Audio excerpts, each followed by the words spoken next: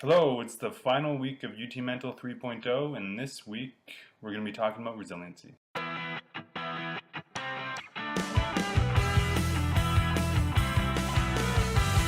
me, resiliency means being able to maintain a happy and productive life through recurrent states of stress, anxiety, or depression.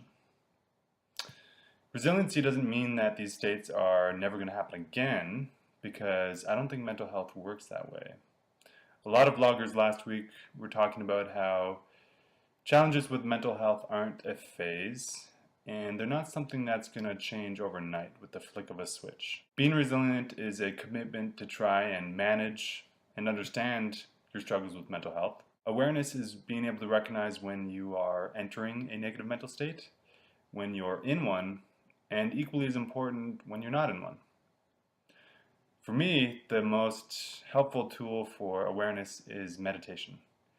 I just started meditating a year and a half ago, so I don't really know what I'm doing yet. But if you Google meditation, you'll find all sorts of resources online. And my favorite one is one called Headspace.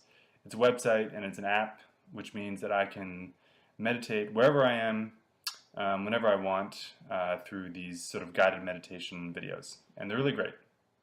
So meditation is really helpful because it helps create a bit of space between yourself and your thoughts and feelings. When you're having negative thoughts and feelings, they can loom really large in your life, and they can overwhelm you and basically override anything else that's happening in your life.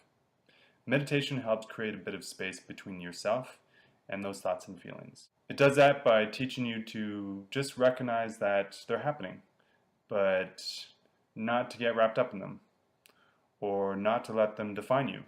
Education is also really important. So by education I mean self-education. And it helps you understand what might be happening in your own mind. And when you understand something, it becomes less scary. So on my first visit to see a counselor, she suggested that I try reading about stress and anxiety. And I did.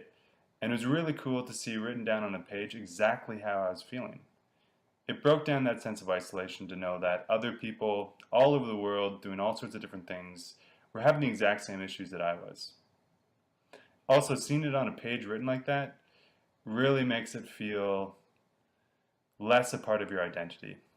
After this, I began reading all sorts of stuff about the scientific basis and our understanding of what causes negative mental states and how we effectively treat them.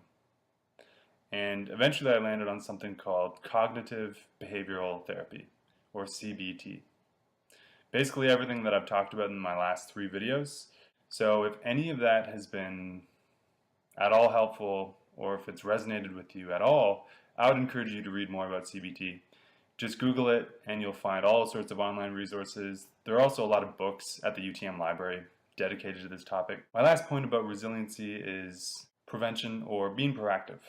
I've now begun thinking about mental health in the same way that I think about physical health. So if I'm up all night, if I don't get enough sleep, and I do this multiple days in a row, and if I'm not eating properly, and if I'm not exercising, I'm probably going to get sick. And being sick sucks. I hate it. I can't stand it at all. It's the worst thing in the world. I think mental health is pretty similar. So if you neglect some of the basic functions of your mind, and if you put yourself in scenarios where your mind is going to be undergoing intense stress, you're probably going to be injured in the short term or in the long term. There are lots of things that you can do to help prevent developing or sort of causing a recurring problem with your own mental health. For me, one of the daily routines that I like to do is meditate. So again, that helps me overcome problems with stress and anxiety. So that's all. I'll end with, go see a counselor if you're struggling with mental health. Seeking help when you have a problem doesn't make you weak. It makes you strong for dealing with your problems. I went when I was struggling, and it helped me immensely. I now have a greater understanding of what's happening in my own mind, and I'm more resilient. So I hope you have a great year and a great summer.